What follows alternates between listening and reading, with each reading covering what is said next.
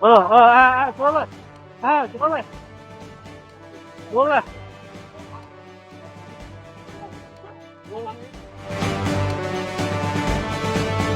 កាលពីពេលថ្មីនេះមានការប្រទុះស្រាយគ្នារវាងម្ចាស់ដីនិងក្រុមហ៊ុន Momo Farm ដែលជាអ្នកជួលដីនៅចំណុចភូមិអរិយសាទសង្កាត់អរិយសាទក្រុងអរិយសាទខេត្តកណ្ដាលបន្ទាប់ពីម្ចាស់ដីបានយកគ្រឿងចាក់ចោះសម្អាតនិងកំណត់ព្រំដីហើយខាងក្រុមហ៊ុនចោទថាជាការបិទផ្លូវមិនឲ្យពួកគេរើអីវ៉ាន់ចេញខណៈកងត្រាមិនទាន់បានបញ្ចប់ជុំវិញករណីនេះភាគីទាំងសងខាងបានចេញមុខមកបកស្រាយបំភ្លឺរៀងៗខ្លួនដើម្បីយល់កាន់តែច្បាស់អំពីដំណើររឿងយ៉ាងណាសូមស្ដាប់កិច្ចសម្ភាសន៍ផ្ទាល់រវាងភាគីទាំងសងខាងដូចតទៅខ្ញុំតំណាងឲ្យភាគីខាងម្ចាស់ដីខ្ញុំចុះមកដើម្បីគឺសមាតដីកំណត់ព្រំដីនិងលើកព្រំដីនេះបងណាបាទដើម្បីជួលឲ្យទៅភាគីខាងអ្នកជួលបងចាំមូលហេតុអីមិនឃើញអាបុលរុញទៅរុញមកមានគប់មានអីហ្នឹងតាមចេញពីមូលហេតុអីដែរខ្ញុំមិនដឹងដែរបងសមមិញបាទព្រោះក្រុមការងាររបស់ខ្ញុំគឺធ្វើការធម្មតាបាទបន្ទាប់មកគឺឃើញក្រុមការងារខាងម៉ូគាត់រុញអត្រាផងហើយនឹងមានការបន្ទុះសរាយមានគប់ដុំអិតមានបាញ់ជាពីមកទៀតបងថាខាងខ្ញុំភាគីម្ចាស់ដីនេះតំណាងម្ចាស់ដីនេះបិទផ្លូវគាត់នៅនឹងគឺអត់មានផ្លូវទេព្រោះកំណត់ព្រំដីគឺផ្លូវរត់ផ្លូវរត់បាទហើយក្រៅពីហ្នឹងគឺខ្ញុំមិនដឹងទេក្នុងតារាងឧបសម្ព័ន្ធបងយើងមានបងអាគារដែលគាត់ជួលបងមានបងនេះ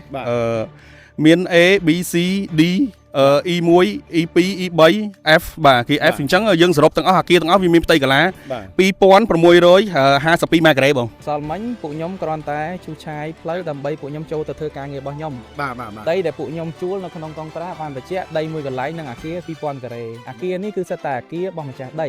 តែពួកខ្ញុំអត់មានធ្វើអីប៉ះពាល់ឬក៏លើសលប់កិច្ចសន្យាទេនៅពេលដែលពួកខ្ញុំជួលពួកគាត់អត់មានភ្ជាប់ឧបសម្ព័ន្ធទេនៅក្នុងឯកសារជួលក៏អត់មានបញ្ជាក់ថាយោងតាមឧបសម្ព័ន្ធដែរក្រោយមកគាត់មុនពេលបញ្ចប់កងត្រាដែលកងត្រាយើងត្រូវបញ្ចប់ត្រឹមថ្ងៃទី30ខែ6នេះគាត់ទៅគាត់យកថាអូវាមានឧបសម្ព័ន្ធមានចេះចោះដែលគាត់ត្រូវបិទដីនឹងអត់ឲ្យយើងរើត្រង់យើងដែលយើងខំសាងសង់នោះយកមកទៅធ្វើនៅកន្លែងថ្មីទៀតយើងអត់មានរំលោភឬក៏បំពានអីលើកិច្ចសន្យារបស់គាត់ទេបាទចេះផ្លូវបាទបងអូនគាត់និយាយថាផ្លូវដែលអូនកំពុងធ្វើដំណើរហ្នឹងគាត់ថាពីហ្នឹងអត់មានផ្លូវសម្រាប់ឲ្យខាងម៉ូម៉ូហ្នឹងគាត់បាទធ្វើដំណើរទីនេះទេបញ្ជាក់បន្តិចណាបងម៉ូម៉ូយើងកើតយូរហើយបាំងជួលដីនេះតាំងឆ្នាំ2018ហើយជាម្ចាស់ចាស់មួយទៀតដែលក្រុមហ៊ុនម៉ូម៉ូហ្នឹងត្រូវបានលក់ទៅឲ្យម្ចាស់អូស្ត្រាលីមួយសាហើយឥឡូវហ្នឹងម្ចាស់អាមេរិកទិញមួយសាទៀតណាដែលជាអ្នកវិនិយោគទុនអាមេរិកហ្នឹងហើយគាត់ទិញមួយសាទៀតហ្នឹងគឺគាត់បានទៅចែកមើលលើកងត្រាហើយគាត់ក៏បន្តកងត្រា6ខែទៀតដែរតែយោងទៅខាងកងត្រាចាស់ណាបន្តកងត្រាទៀតខាងណាខាងម្ចាស់រដ្ឋថ្ងៃនេះម្ចាស់រដ្ឋថ្ងៃនេះហើយជាមួយនឹងម្ចាស់ដីយើងក៏មានកងត្រាបន្ត6ខែទៀតដែរបាទហើយបន្ត6ខែហ្នឹងគឺយោងទៅតាមកងត្រាចាស់ហ្នឹងដែលកងត្រាចាស់បានបញ្ជាក់ច្បាស់ហើយជួលដីមួយកន្លែងហើយជាមួយនឹងសំណងអាគារ2000ការ៉េមានឯកសារអីបង្ហាញទៅខាងកាមេរ៉ាទៅតែឯកសារពាក់ព័ន្ធអញ្ចឹងឯកសារពាក់ព័ន្ធហ្នឹងគឺឯកសារបន្តជួលនេះបងនៅក្នុងហ្នឹងអាហ្នឹងឯកសារបន្តជួលហើយដែលគាត់បន្តជួល6ខែនៅក្នុងហ្នឹងបន្តជួលហើយមុននឹងគាត់មកធ្វើទីនេះហើយផ្លូវហ្នឹងបើតាមការប្អូនគាត់អាងថាអត់មានឲ្យផ្លូវសម្រាប់ម៉ូគាត់ធ្វើដំណើរចេញមកទេហើយអញ្ចឹងនៅពេលដែលគាត់ចាប់ផ្ដើមមកធ្វើរបងដើម្បីវាស់វែងនិយាយទៅអញ្ចឹងនៅពេលដែលជួលដីគឺយើងទៅចែកគ្នាព្រមព្រៀងដីមួយកន្លែងគឺមួយកន្លែងហ្នឹងឯងដែលជាកម្មសិទ្ធិរបស់គាត់ណាហើយនឹងអាចសំណងអាគារនេះសំណងអាគាររបស់គាត់ណារួចហើយដីនេះផ្លូវនេះនៅក្នុងការទៅចែកចរចាជាមួយនឹងម្ចាស់ចាស់កងត្រាយ៉ាងម៉េចខ្ញុំអត់ដឹងទេប៉ុន្តែអីដែលសំខាន់គឺផ្លូវហ្នឹងនៅពេលដែលពួកខ្ញុំទិញមកគឺមានប្រើប្រាស់ហើយស្រេចគឺនៅក្នុងហ្នឹងវារាប់បញ្ចូលគ្នាហើយបាទអញ្ចឹងខ្ញុំសុំកាត់តិចគាត់ថាបើផ្លូវហ្នឹងគឺជាផ្លូវរដ្ឋខាងនោះដល់បងលើកឡើងណាថាផ្លូវខាងនោះទេផ្លូវរដ្ឋខាងនោះទេបងនៅក្នុងកងត្រាបញ្ជាក់ថាជួលដីមួយកន្លែងអូខេអញ្ចឹងបរិមាណនៃការជួលដីនៅគឺនៅជុំវិញហ្នឹងបាទហើយនឹងសំណងអាគារអូខេយើងទទួលស្គាល់ថាសំណងអាគារនេះជាសំណងអាគាររបស់ម្ចាស់ដីជាសំណងរឹងត្រូវទេបងចូលនៅពេលដែលយើងជួលដីហើយយើងបន្ថែមហេដ្ឋារចនាសម្ព័ន្ធដើម្បីធ្វើការបន្ថែមអាហ្នឹងវាមានអីខុសអត់មានអីខុសទេត្រូវទេបងខ្ញុំសុំតែបងតិចនៅក្នុងឯកសាររបស់ដែលខ្ញុំទទួលបានក្នុងដៃគេថា ការជួលដីហ្នឹងគឺលក្ខខណ្ឌបានត្រឹមតែអ្វីដែលវាស់វែងនៅក្នុងច្បាប់ទេហើយអ្វីដែលខាងម៉ូហ្នឹងគាត់ធ្វើហ្នឹងវាលើសម៉ែត្រការ៉េដែលត្រូវជួលអញ្ចឹងណា អត់មានទេដូចខ្ញុំបញ្ជាក់អញ្ចឹងជួលដីមួយកន្លែងនឹងសំណង់អគារ 2000 ការ៉េ បាទ ឥឡូវយើងបញ្ជាក់តែអញ្ចេះទៅបានហើយពួកខ្ញុំជ្រើសរើសជួលដីដើម្បីធ្វើកសិដ្ឋានគោទឹកដោះ បាទ ហើយនឹងទំហំកសិដ្ឋានប៉ុណ្ណឹងអញ្ចឹងបើសិនជាពួកខ្ញុំជួលតែត្រឹមដី 2000 ការ៉េតើពួកខ្ញុំនឹងធ្វើការងាររបស់ពួកខ្ញុំលំបៀបម៉េច បងអូនប្រុសខាងនេះគាត់បានបញ្ជាក់ថាមិនមែនតែជួលតែអគារតាម2652ម៉ែត្រការ៉េទេគឺជួលទាំងអស់តែម្ដងរឿងហ្នឹងពិតតែទេ បងនេះគឺកិច្ចសន្យារបស់គាត់ បាទ ជួលជាមួយនឹងម្ចាស់ដី បាទ បាទអញ្ចឹងក្នុងលក្ខខណ្ឌហ្នឹងគឺមានទំហំជាក់លាក់បាទបើសិនជា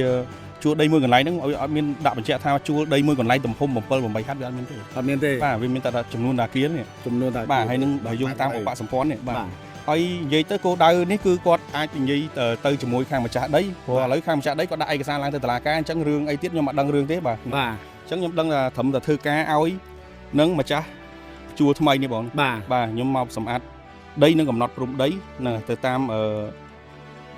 ម្ចាស់ដីដែលគាត់ឲ្យខ្ញុំធ្វើការបាទអត់ដឹងទេបងហ្នឹងពីមុនមកគឺមុននឹងការធ្វើការរបស់ខាងម្ចាស់ដីនេះគឺមានន័យថាគាត់ផ្ដល់ដំណឹងទៅខាងម៉ូម៉ូ ប្រហែលខែអី ផ្ដល់ដំណឹងទៅ3ដងបងជួនដំណឹងទាំងលើកទី1រហូតដល់3ដងខាងគាត់អត់ឲ្យខាងខ្ញុំចូលពីដំបូងមកគឺយើងផ្ដល់លិខិតជូនដំណឹងទៅគាត់ហៅគាត់ទៅចរចាគ្នាព្រោះចរចាគ្នារឿងចំណុចនេះចំណុចរោងចាស់3ល្វែងនេះបាទ បាទ គាត់អត់ទៅចរចាដោះស្រាយគ្នាទេបាទជាមួយខាងម្ចាស់ដីបាទដងបាទហ្នឹងហើយ ហើយខ្ញុំទទួលបានព័ត៌មានលើថាខាង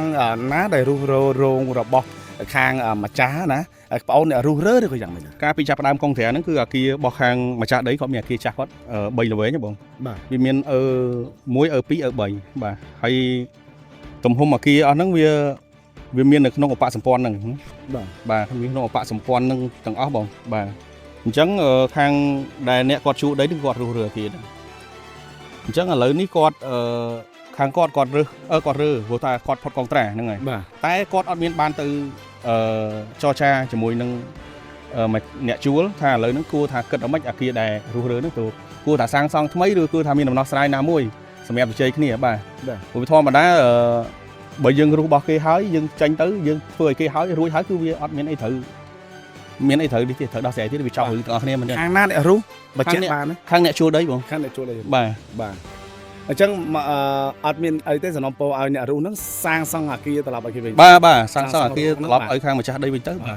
ចាស់ដីវិញទៅ បាទនេះឲ្យគាត់ភាសាគ្នាមួយខាងម្ចាស់ដីទៅ បាទ បាទហើយរឿងការងារខ្ញុំគឺដូចខ្ញុំនិយាយអញ្ចឹងគឺខ្ញុំនៅតែប្រកាន់គោលចំហគឺខ្ញុំនៅតែគ្រប់គ្រងហើយនឹងរៀបចំការងារដីឲ្យភាគីអ្នកជួលបន្តនេះមកហាត់កន្លះហ្នឹងហើយ បាទ តាក់ទងជាមួយរោងនេះក៏អត់មានបានបញ្ជាក់ថាអូកាលពីមុនមានរោងចាស់បន្ទាប់មកនៅពេលដែលអ្នកជួលដីជួលហើយរុះរើត្រូវសាងសង់មកវិញអត់មានទេហើយគាត់យកឧបសម្ព័ន្ធមកទៅចែកតើឧបសម្ព័ន្ធហ្នឹងពេលដែលពួកខ្ញុំបន្តកងត្រា6ខែនេះក៏អត់មានបានឧបសម្ព័ន្ធហ្នឹងមកជាមួយទេអញ្ចឹងតើពួកខ្ញុំមិនត្រូវធ្វើតាមកងត្រាមិនអញ្ចឹងបាទខ្ញុំធ្វើតាមកងត្រាទេ បាទ បាទយោងតាមកងត្រាចាស់ឥឡូវបងបញ្ជាក់ក្នុងកងត្រាចាស់ហ្នឹងមានកន្លែងតាណាដែលបញ្ជាក់ថាអូអាគារហ្នឹងជាកម្មសិទ្ធិរបស់បងដែលយោងតាមឧបសម្ព័ន្ធ1 2 3 4 5ចេះបើសិនជាក្នុងកិច្ចសន្យាហ្នឹងចេញអញ្ចឹងឬក៏ចេញយ៉ាងម៉េចគាត់ទៅចែកនៅចំពោះមុខច្បាប់ទៅហើយបើសិនជាកិច្ចសន្យាហ្នឹងតុលាការកាត់ក្តីមកថាអូអត់ទេខាងអ្នកជួលចាញ់ខាងអ្នកជួលអត់ត្រឹមត្រូវទេអូខេអញ្ចឹងពួកខ្ញុំក៏ស្របទៅតាមហ្នឹងដែរឲ្យទៅធ្វើតាមផ្លូវច្បាប់ប៉ុន្តែឥឡូវនេះខ្ញុំនិយាយតែប៉ុណ្ណេះទេក្នុងករណីឥឡូវហ្នឹងក្នុងសិទ្ធិពួកខ្ញុំកំពុងតែជួលឡើយអញ្ចឹងពួកខ្ញុំសុំធ្វើការងាររបស់ពួកខ្ញុំហើយមួយទៀតតាក់ទងជាមួយនឹងរយៈពេលជួលបើគាត់នៅតែធ្វើអញ្ចឹងវាធ្វើឲ្យខកខានការធ្វើការរបស់ពួកខ្ញុំ យោងតាមកិច្ចព្រមព្រៀងចុះថ្ងៃទី29ខែតុលាឆ្នាំ2017បានបញ្ជាក់ថាភាគីម្ចាស់ដីបានព្រមព្រៀងជួលទាំងដីនិងអគារមួយកន្លែងដែលមានទំហំ2552ម៉ែត្រការ៉េទៅឲ្យក្រុមហ៊ុន Momo Farm ដោយមានលម្អិតក្នុងឧបសម្ព័ន្ធក ទីតាំងដីនេះស្ថិតនៅភូមិអរិកសាត់ឃុំអរិកសាត់ស្រុកល្វីអែមខេត្តកណ្ដាលដែលមានសុពលភាពត្រឹមថ្ងៃទី31ធ្នូ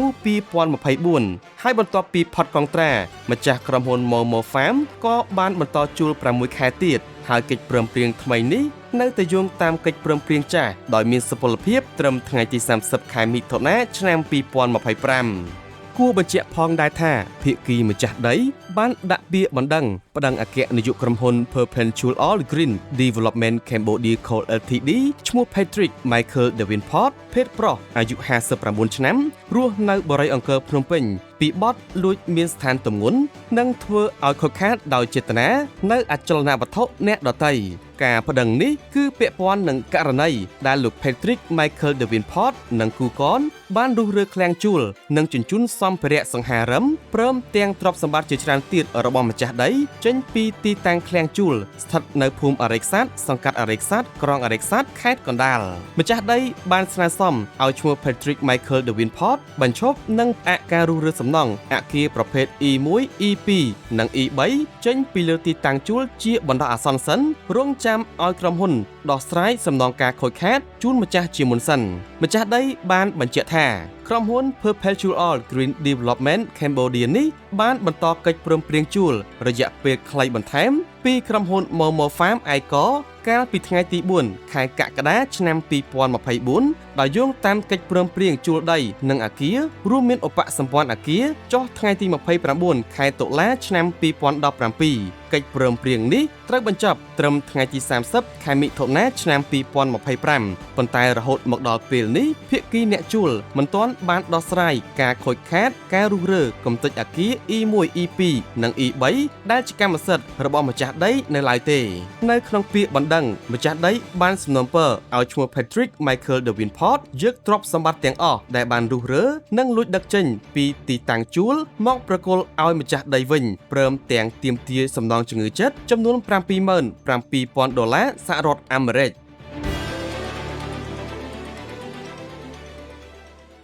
កាលអពីផ្ទះល្វែងថេនងាត់ក្នុងតែខ្មៅបានមកដល់ហើយទិញផ្ទះឈ្នះរថយន្តនិងបញ្ចុះតម្លៃពិសេសរហូតដល់$5,000ព្រមទាំងកាត់ប្លង់រឹងហ្វ្រីជូនអតិថិជនថែមទៀតផងឱកាសល្អបែបនេះរកឯណាមានរកឯណាបានរស់រានឡើងចំនួនមានកំណត់ទំនាក់ទំនងតាមលេខទូរស័ព្ទ089 408 406 098 661 215និង088 616 66 61